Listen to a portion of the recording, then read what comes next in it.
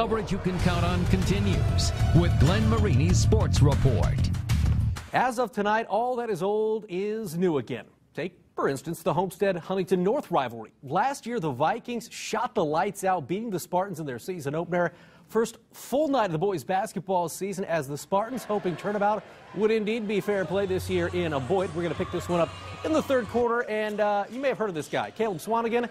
He is emphatic with the jam. 2 of his 25 makes it look so easy. Had 14 rebounds. A little later, J.J. Foster, he transferred in, buries the 3. It's going to be a nice addition. He had 11. Sparty's up 55-31 heading to the fourth. Vikes trying to claw back in. That was Isaac Smith getting fancy. Then it's Connor Platt from straight away for 3, but simply too much Homestead, too much size. 6'9" Dana Batt signed with Colgate, 2 of his 14. Then how about Swanigan?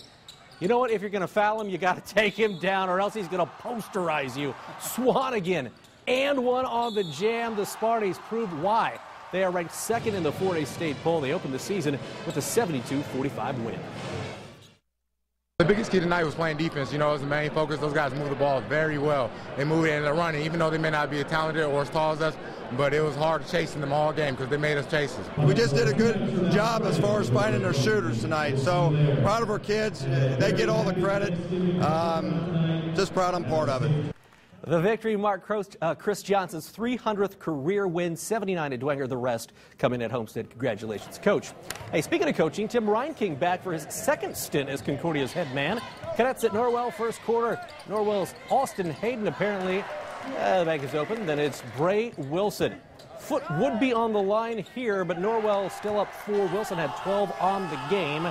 Cadets firing back. Justice King dropping the gavel from deep. Then it's 6'7" junior Paxton Bergdahl. I don't know what people are drinking in the water that everyone's so tall. He had 12, but too much Norwell, too much Hayden. He goes Pete Maravich on that one as Norwell defeats Concordia 63-55. Packed house for the Eel River rivalry game at Columbia City. The host Eagles taking on rival Whitco. First quarter, Mason Coverstone to the rack. The senior had 14. Then it's Justin Batchelder from deep. Columbia City up by 7. Brocken Hazen. Hey, he's 6'7". He's a junior. Had a recruiting visit to IU this summer. He also had 14. And then it's Hazen to Batchelder. Columbia City wins this one going away 73-16.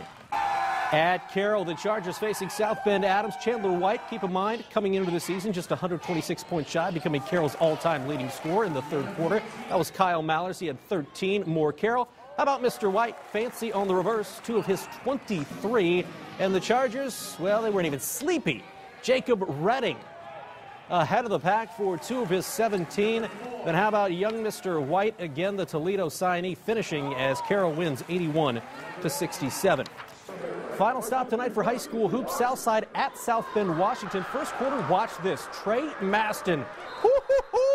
Up high for the jam. Take another look at it as Maston just taking off and throwing it down. He had 30 points. That would lead Southside. They were up 2 at that point. Later, how about some D? Alan Ferguson would wind up with it, and Southside, nice way to start the season. They win at South Bend, Washington, 68-60.